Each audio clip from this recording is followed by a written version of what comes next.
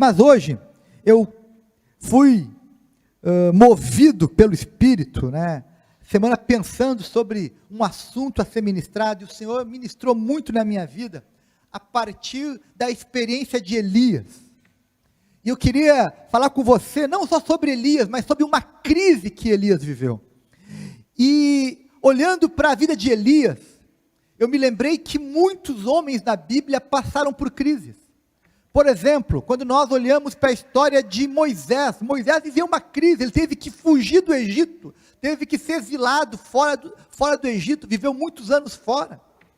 Eu me lembrei de José, que também viveu uma crise, foi vendido, virou escravo também, longe da sua terra. Me lembro de Jó, que perdeu família, perdeu dinheiro, perdeu saúde, viveu uma grande crise. Me lembro do apóstolo Paulo, que em função do evangelho, também passou por crises, por enfermidades, por prisões, por açoites. Lembro enfim, de muitos homens de Deus, que em diferentes épocas, por diferentes razões, passaram por crise. E quem é brasileiro, e aqui nós estamos aqui entre brasileiros, está acostumado a viver com crise. Eu estava conversando essa semana com um amigo meu, que é comerciante, e ele disse o seguinte para mim: pastor Cabral, eu faz 30 anos que eu ouço que o Brasil está em crise. É crise econômica, é crise política, foi crise lá com o Collor, com o Fernando Henrique, com o Itamar, com o Lula, com a Dilma, com o Temer, com o Bolsonaro. Ou seja, o brasileiro está acostumado, parece, a viver em crise econômica, crise política, né? E nós, então, estamos sempre no meio de crises, né? Os governos, via de regra, causam crises, mas nós, cada um de nós, somos responsáveis, somos líderes da nossa própria vida, da nossa própria história. Então, cada um de nós é responsável por resolver as suas crises e por buscar soluções para os seus dramas. Se você ficar esperando por um governo, seja ele qual for, você vai ficar em péssimas mãos. Você precisa ser protagonista da sua vida, ser alguém que toma as rédeas, né, e dirige a sua vida com sabedoria, com a direção de Deus, com fé e com graça. Então, nessa noite eu quero falar sobre algo que é mais forte que a crise.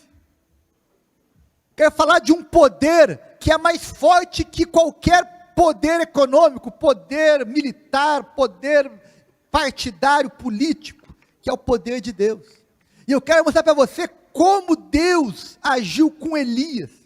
E eu queria começar essa história, pastor Marcelo, lembrando de Tiago, capítulo 5, que diz o seguinte: Elias era homem como nós, era alguém como nós, não era um super-homem, não era um herói, era alguém como nós.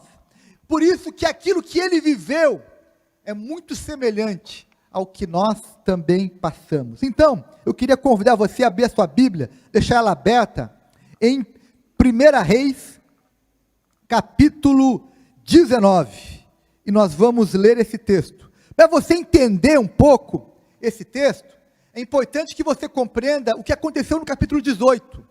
No capítulo 18, Elias vai até o rei Acabe, confronta o rei, diz que o rei está errado por estar financiando um culto a outro Deus, né? Ele critica os falsos profetas de Israel que estão adorando a Baal, e ele faz um desafio aos profetas de Baal. E ele reúne no Monte Carmelo, uma área muito bonita em Israel, uma montanha, ele reúne naquele Monte Carmelo 450 profetas de Baal, que eram de uma outra religião, era um outro culto, era uma outra fé. Ele reúne aqueles 450 e faz um desafio: olha, hoje, eu desafio vocês da seguinte forma: eu vou fazer aqui um altar, vou colocar aqui um animal, vocês também façam um altar para vocês, coloquem um animal e vamos orar, vamos cantar, vamos fazer alguma coisa, um culto, e vamos ver qual altar vai receber fogo do céu. Diz o texto que os profetas de Baal fizeram culto, se autoflagelaram, cantaram, oraram, fizeram tudo o que podiam, e não caiu uma faísca do céu. E Elias, após ver que nada ia acontecer com o lado de lá, ele faz uma oração, e diz o texto que caiu fogo do céu, o sacrifício foi queimado, e houve um quebrantamento profundo em Israel, houve choradeira, aqueles profetas de Baal fugiram e foram mortos, e Elias saiu vitorioso daquele desafio. E mais, diz o texto, que fazia 3 anos e meio, pastor Fabrício, que não chovia em Israel, e Elias disse, vai chover hoje. Ele orou e choveu. Esse era Elias. Agora, quando você vira a página e chega em 1 Reis 19, acontece algo surpreendente. Depois de uma grande vitória, vem uma grande crise. O que será que levou Elias a entrar em crise? Acompanhe comigo a leitura. 1 Reis 19. Verso 1 e 2, diz o seguinte: Acabe, que era o rei, contou para a rainha Jezabel tudo o que Elias havia feito, e como havia matado todos os profetas de Baal. Então Jezabel, a rainha, mandou um mensageiro a Elias, para dizer-lhe, que os deuses me castiguem, se amanhã, a estas horas, eu não tiver feito com a sua vida o mesmo que você fez com a vida deles. Diz o texto que Elias ficou com medo, verso 3, levantou-se para salvar a sua vida, e se foi, chegou a Berseba, que pertence a Judá, e ali deixou o seu discípulo. Olha só, Elias, depois de uma grande vitória, ele ficou frustrado.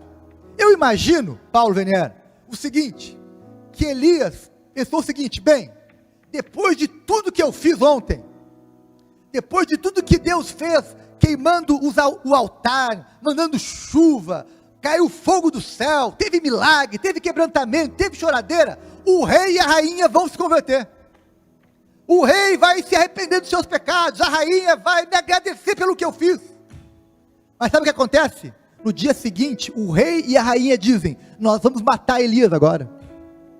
Ou seja, aquilo que Elias fez, nós vamos fazer pior com ele.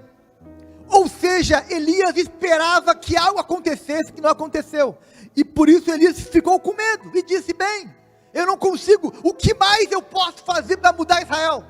Já matei 450 profetas de Baal, fiz milagre, fiz muitas coisas, e nem isso foi capaz de mudar o coração do rei. Eu vou embora, acabou meu ministério, eu vou fugir daqui. Meus irmãos, aqui tem uma lição importante. Por melhor que você seja, por melhor que seja o seu trabalho, por melhor que seja o seu ministério, por melhor que seja o que você faz, não espere que todos vão aprovar o que você está fazendo. Sempre vai ter gente que vai dizer, olha, não está bom, não gostei, estou fora, sou contra, não adianta. E Elias percebeu que nada que ele fizesse ia mudar o coração do seu rei e da sua rainha. Então ele fugiu. E aí Elias entra numa crise. E ele vive uma crise. A crise de dizer, olha, eu não sei mais o que fazer. E essa crise foi potencializada com uma ameaça. Ele vai morrer. Elias recebeu o seguinte recado, olha, até amanhã tu vai estar morto. Então Elias acaba com medo, fugindo. Sabe o que Elias faz no meio da crise? Ele pensa que fugir é uma solução. Sair de casa é uma solução. Sair do trabalho, sair da igreja, sair da cidade é uma solução. Mas, meus irmãos, eu aprendi uma coisa com a vida. Quando eu fujo de um problema, ele me persegue. Eu posso mudar de cidade, eu posso mudar de casa, eu posso mudar de igreja, eu posso mudar de mulher, de marido, mas aquele problema vai me acompanhar. Fugir não resolve. Elias fugiu de Jezabel, mas a crise o acompanhou, o medo o acompanhou, o tormento o acompanhou, ele continuou sofrendo. Por vezes eu já vi muitas pessoas fugindo dos seus problemas, e aquilo só aumenta a dor. os problemas da vida nós temos que enfrentar com graça, com socorro, com sabedoria, com habilidade, porque eles vão estar ali. Mas também foi comum que Elias fugiu pensando que a fuga seria uma solução, mas Elias também teve um outro elemento que atormentou ele teve vontade de morrer. E aqui é uma ironia, porque ele fugiu porque não queria morrer, e na fuga, depois de estar há muitos dias longe de Acabe e de Jezabel, ele faz a seguinte oração: Deus, eu quero morrer, acabou. Mas ele fugiu para não morrer, mas aquele desejo, aquela vontade de desistir da vida, o continuou perseguindo e acompanhando. Talvez você é alguém que volta e meia tem pensamentos, já passou por vontade de tirar sua vida, de morrer. Elias teve sim um momento que ele quis morrer, e por vezes esses pensamentos de morte podem bater na tua porta, podem visitar você, podem visitar alguém que você ama. E é importante que, se você em algum momento for visitado por esses pensamentos, que você busque ajuda, que você lute contra tais pensamentos de morte, porque a vida é um dom de Deus, e você não deve tentar tirar a sua própria vida. Você deve lutar contra todo pensamento de morte. Deus é o Deus da vida e não da morte. Sempre que você é visitado, atormentado por pensamentos de morte, esses pensamentos têm origem em dois lugares: ou no inferno, nas trevas, porque o diabo veio para matar, roubar e destruir, ou então ele veio da tolice humana, da tolice de pensar que, bom, tirar minha vida vai resolver os meus problemas. Não, vai criar novos problemas. Então não deixe que esses pensamentos permaneçam na sua mente, te acompanhem. O texto também diz no verso 4, que Elias, além de querer morrer, além de fugir, ele começou a se autocomiserar. Sabe o que é autocomiseração, Rodrigo? Na linguagem moderna, é o mimimi. É o mimimi, é ficar reclamando da vida, é ficar lamentando, chorando, se fazendo de vítima. E é o que ele faz. Olha o que diz o verso 4. Ele diz o seguinte: basta, Senhor, tira a minha vida, porque eu não sou melhor do que os meus pais. Eu sou tão ruim quanto eles. Eu sou igual aos outros. Senhor, eu quero morrer porque eu não sou um profeta, eu não sou um homem de Deus, eu não sou alguém melhor que ninguém, eu sou pior que eles. Sabe, meus irmãos, por vezes nós somos vítimas desse também pensamento de autocomiseração, de ficar nos depreciando, de ficar desacreditando na obra de Deus em nós. Meus irmãos, quando eu sou atormentado por algum pensamento de autocomiseração, de que eu não consigo, que eu não posso, eu me lembro de Jesus. Eu me lembro que eu não sou o cara, mas Jesus é. Eu lembro que eu não tenho os recursos, mas Jesus tem. Eu lembro que eu não posso, mas Jesus pode. E quando eu tiro o foco das minhas possibilidades, de quem eu sou, e coloco o foco em Jesus, eu consigo então olhar o futuro com esperança. Eu consigo confiar que Deus tem soluções, que Deus pode fazer as coisas. Então, tire o foco de você e coloque o foco em Jesus. Eu não sou, mas Ele é. Eu não tenho, mas Ele tem. Eu não posso, mas Ele pode. E uma palavra de Jesus pode mudar a sua realidade. Aquilo que hoje é um grande problema, uma palavra de Jesus pode mudar aquela situação. Uma outra ação que Elias fez no meio da crise: Elias foi se esconder numa caverna. Ele entrou para uma caverna. Diz o texto que após caminhar muitos dias, ele chegou numa caverna e resolveu ficar um tempo naquela caverna. Meus irmãos, caverna não é lugar para se viver. Caverna não é lugar para ficar.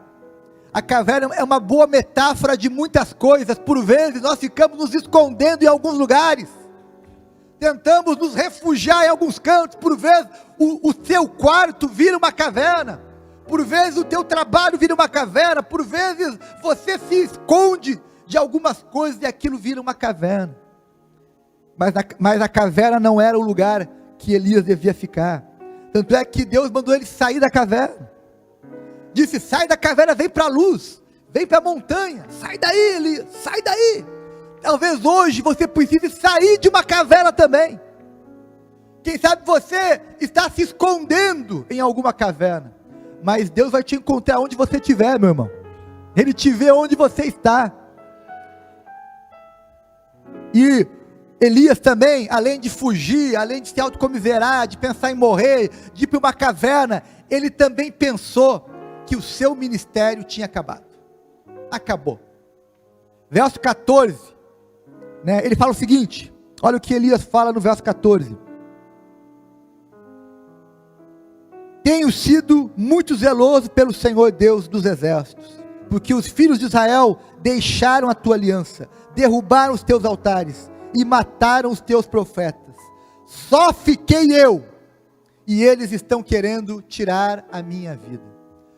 Elias disse: eu sou o último, acabou, todo o meu esforço foi em vão, acabou meu ministério, eu estou sozinho. Às vezes nós olhamos para a realidade, olhamos para as nossas circunstâncias e pensamos: eu estou sozinho, ninguém mais está comigo, é eu contra o mundo.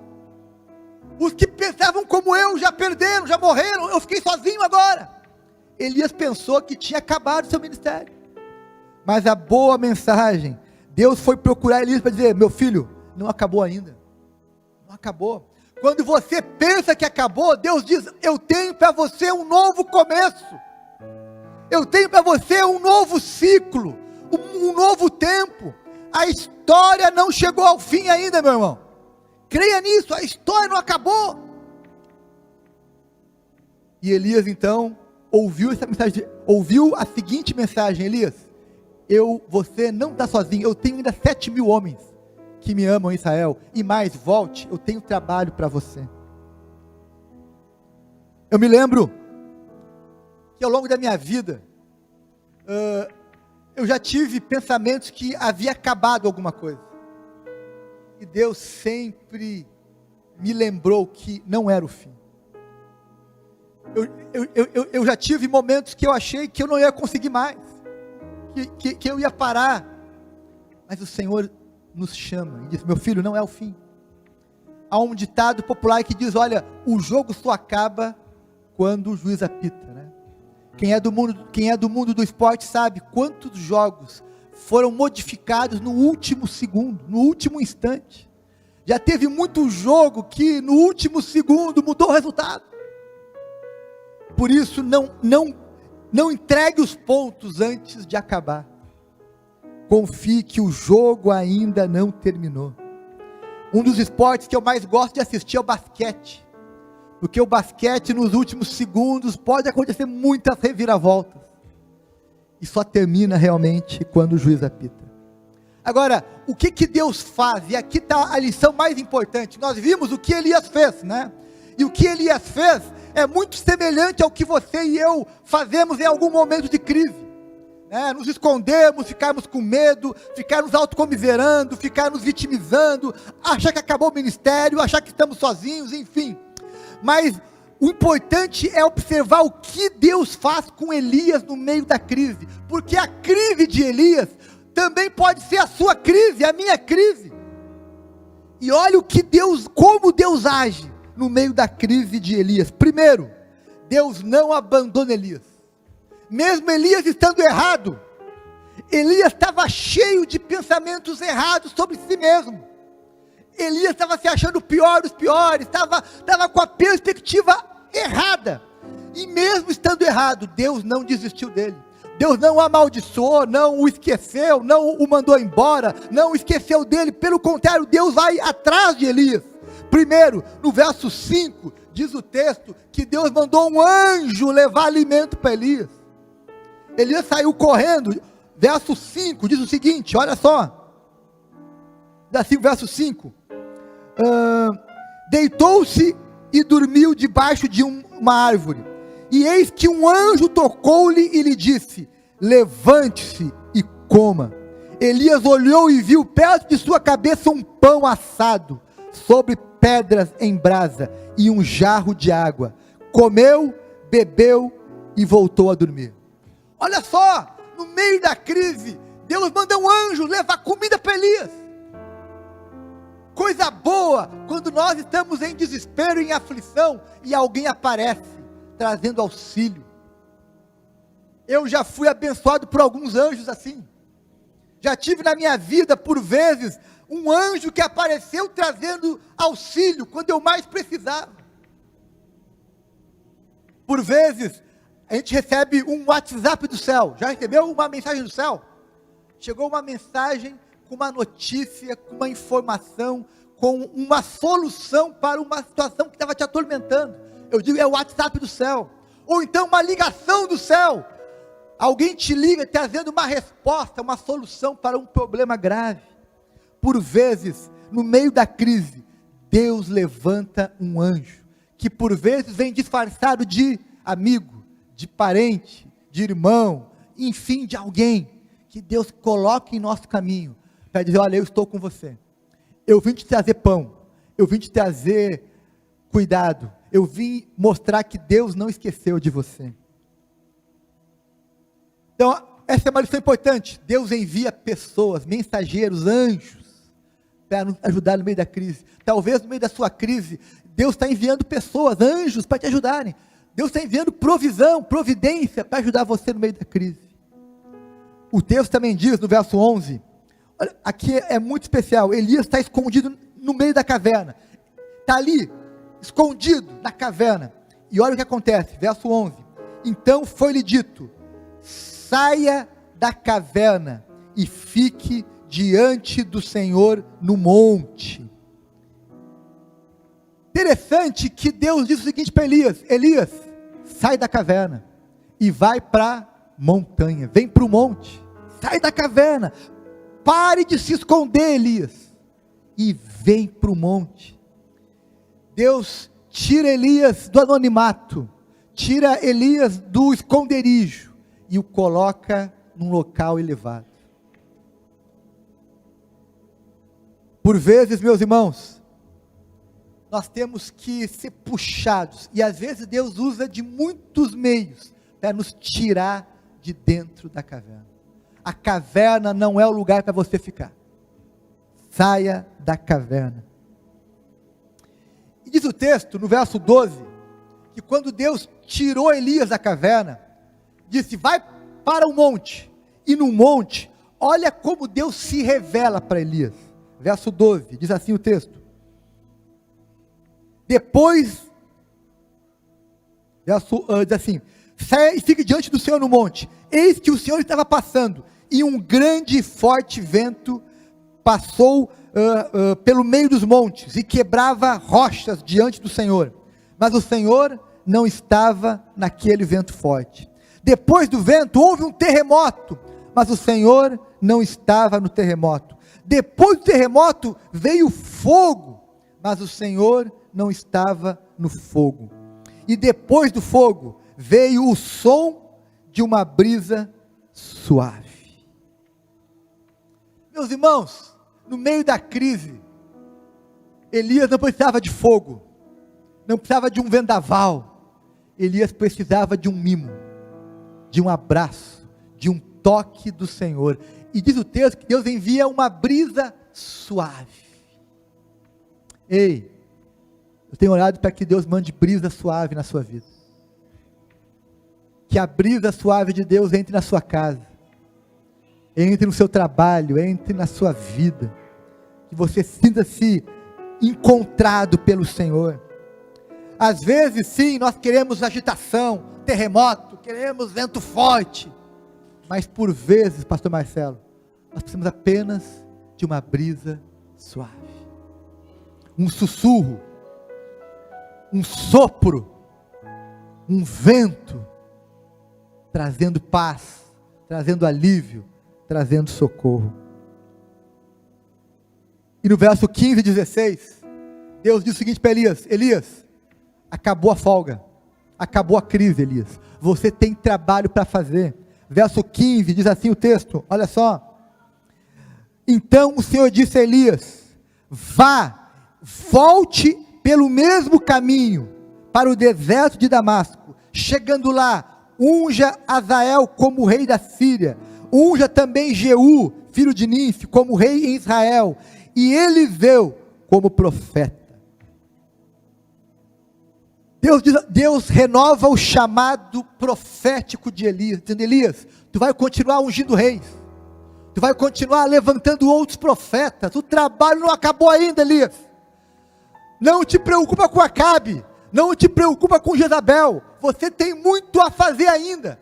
E meus irmãos, Elias sai da caverna, sai da montanha, pega o caminho de volta, o mesmo caminho que ele fez para ir para o Monte Moriá, ele faz o caminho de retorno agora, está voltando para casa. No caminho ele unge Azael, unge Jeú, chama Eliseu para andar com ele, e o ministério de Elias continuou por muito tempo ainda. Tanto é que Elias é aquele que profetiza a morte de Acabe e de Jezabel logo depois. Acabe e Jezabel vêm morrer antes de Elias. Eles morrem antes de Elias. Por quê? Porque Elias continuou o seu ministério, não havia acabado. Houve o quê? Um intervalo. Houve um parênteses. Ei, olha para mim aqui e guarda o que eu vou te falar. Por vezes a crise é simplesmente um intervalo. É simplesmente um intervalo na tua história. É Deus te tratando, é Deus te ensinando algo diferente, é Deus te chamando. Filho, é um intervalo. Edmundo, é um intervalo. Davi, é um intervalo. A crise é um intervalo. Não é para sempre.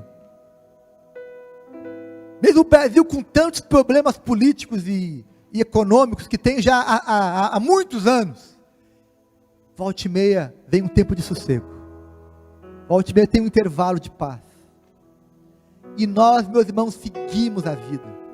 Então eu quero te dizer uma coisa: a crise que você está vivendo no presente, ela não vai levar você a tirar sua vida, ela não é o fim da sua vida, ela não é o fim do seu ministério, ela não é o fim da sua família, não é o fim da sua saúde, ela é um período de crise, mas que vai passar. Que Deus não te esqueceu, não desistiu de você, que Deus quer te proporcionar que você continue a fazendo coisas novas. A sua história só termina quando Deus diz que termina. É Ele que dá a palavra final. Não é um diagnóstico de um médico, não é a decisão de um patrão que te demite, não é alguém que te manda embora. Enfim, quem decide o final da tua história é o próprio Deus que deu início à sua história. É Ele que nos dá o começo e o fim da história. Então não se desespere por causa de uma crise econômica, de uma crise financeira, de uma crise de saúde, de uma crise familiar. Não perca a fé, não perca a esperança, não perca as tuas forças, não ache que é o fim, não. Deus ainda está trabalhando em seu favor. Eu quero terminar essa palavra chamando você para alguns detalhes importantes dessa história. O primeiro detalhe é: você não foi chamado para se esconder em nenhuma caverna, você foi chamado para ficar no monte. O monte é o lugar da presença e da revelação de Deus. Você foi chamado para subir o monte. Você foi chamado para que no monte você encontre a brisa suave, para que no monte você encontre o Senhor. O mesmo poder que ressuscitou Jesus é o poder que pode encontrar você no monte. O mesmo poder que proporcionou a Jesus a transfiguração no monte pode trazer revelações e experiências profundas para você. Uma outra lição importante dessa história é que Elias viveu uma crise, uma depressão, um desânimo, mas aquilo foi por um intervalo, e ele saiu da crise para a missão, saiu da depressão para a adoração. Ele não ficou por muito tempo naquela situação, ele resolveu voltar, e voltar pelo caminho que ele havia feito. é interessante que Deus diz: Elias, volte pelo mesmo caminho que você veio. Ou seja, nós sabemos o caminho de retorno. Ei, você que está afastado de Deus, você foi chamado hoje para voltar pelo mesmo caminho que você se afastou. Voltar onde você caiu. Refazer o mesmo caminho que te levou para as trevas. Volte por esse mesmo caminho para a luz.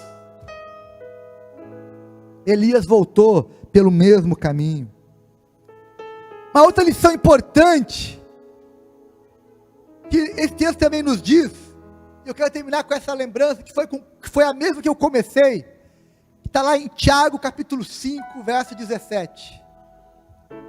Tiago, no meio, né, ele fala sobre oração, sobre enfermidade, sobre resposta, e aí ele usa o seguinte exemplo. Entre tantos exemplos, Tiago escreve o seguinte no verso 17: Elias era um ser humano como nós. Por 3 anos e meio não chovia em Israel. Ele orou e voltou a chover.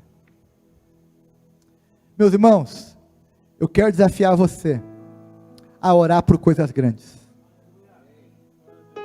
A orar, crendo, assim como Elias. Elias um dia disse: bem, chega, eu vou me posicionar, eu vou fazer alguma coisa, eu vou tomar uma posição diante disso. E ele se posicionou de tal forma, mas a Bíblia diz que ele fez isso não porque ele era um super crente, mas porque ele era alguém como nós, sabe o que mudou? Foi a atitude de Elias, a posição de Elias mudou. E isso é o nosso chamado, é mudar a atitude, é mudar o nosso posicionamento diante de Deus. Quando eu mudo a minha atitude, a minha posição, as coisas vão mudar em volta de mim também. É isso que Elias me ensina. E Elias venceu a crise, assim como você e eu também vamos vencer as crises da vida. Por quê? Porque conosco está alguém maior e mais poderoso do que qualquer crise. Conosco está um poder maior, diz a palavra de Deus. Há muito mais ao nosso lado do que contra nós. E eu me lembro também desse texto, uma outra lição importante, é que Elias entendeu que parte do seu trabalho era fazer um novo discípulo. Ei, meu irmão, minha irmã, você e eu somos chamados, assim como Elias, a fazer discípulos. Elias foi buscar Eliseu, foi ensinar Eliseu a como ser um profeta, foi treinar Eliseu, assim como nós somos chamados a fazer o mesmo com muitas pessoas. Perto de você tem algum Eliseu. Deus quer usar você para preparar novos discípulos. E a história, sabe como termina a história de Elias? Elias que pensou que ia morrer pela mão de Jezabel. Elias que pensou que ia morrer talvez na caverna, no deserto. Elias viveu mais tempo. E um dia, o Senhor o tomou para si. A morte de Elias é um daqueles mistérios da Bíblia. Diz o texto que ele foi arrebatado, levado para o céu de uma forma sobrenatural. Aquele que pensou que ia morrer numa caverna, teve a morte talvez mais sobrenatural possível. Foi transladado para o céu, assim como Enoque, né? Deus tomou para si e o levou. Quando eu leio essa história, e eu li essa história essa semana, por algumas vezes, eu me lembrei de algo que nós falamos muito aqui nessa igreja, Rodrigo, que em Jesus nós sempre podemos recomeçar. Você está num lugar para recomeçar. Em Jesus você pode recomeçar. Não pense que acabou. Só termina quando Deus diz que termina. Deus ainda pode escrever muitas coisas através da sua vida. Eu me lembro, enquanto a banda pode subir aqui para cima, da vida de Jesus. Jesus viveu na terra como homem por 33 anos. Por 30 anos, a sua atuação foi extremamente discreta. Por 30 anos, Jesus ficou na marcenaria do seu pai José. Ficou ajudando a sua família. Ficou influenciando alguns poucos. Se preparando para alguma coisa. Mas em 3 anos, depois de 30 anos de espera, Jesus fez coisas extraordinárias, mudou a história. Em 3 anos. Sabe o que isso me lembra? Que Deus pode usar você de forma extraordinária nos próximos 3 anos da tua vida. Deus pode chamá-lo, despertá-lo, capacitá-lo, enfim, escrever uma linda história nos próximos anos da sua vida. Hoje de manhã, eu estava orando, e Deus ministrou uma coisa no meu coração, que eu quero dividir com você. Olha para mim agora e guarda isso que eu vou te falar. Nós estamos vivendo no Brasil e no mundo, né, uma grande crise sanitária, econômica, né, enfim. E enquanto eu orava, Deus disse o seguinte ao meu coração: filho, nessa crise, o meu povo vai aprender algumas coisas que vão acompanhá-los por toda a sua vida. Sabe o que eu tenho pensado, meus irmãos? É que Deus vai te dar alguns ensinos, que você vai aprender algumas coisas sobre família, sobre negócios, sobre dinheiro, sobre fé, sobre igreja, que nunca mais vão se afastar de você. Minha oração é que nesse tempo de crise, Deus te dê ideias, estratégias, revelações do Espírito, que possam ajudá-lo por muitos anos. Que talvez o dinheiro que você perdeu nesses 3 meses de crise, você vai recuperar muito mais nos próximos 30 anos de vida. Que aquilo que você aprendeu nesses 3 meses de crise na sua casa, vão fazer uma diferença nos próximos 30 anos da sua família. Sim, a crise é um intervalo, Fabrício. É um intervalo, não é o fim. Deus não nos chamou para viver na crise, mas para passar por ela e sair dela melhor, como Elias saiu. Elias entrou sozinho na crise, saiu com Eliseu. Elias saiu com medo, entrou na crise com medo de morrer, e viu Acabe e Jezabel morrerem. Sim, Deus mudou a história de Elias, mas antes ele teve que passar pela crise. Que você passe pela sua crise e saia dela melhor, para a glória de Deus, com o poder de Deus. Amém?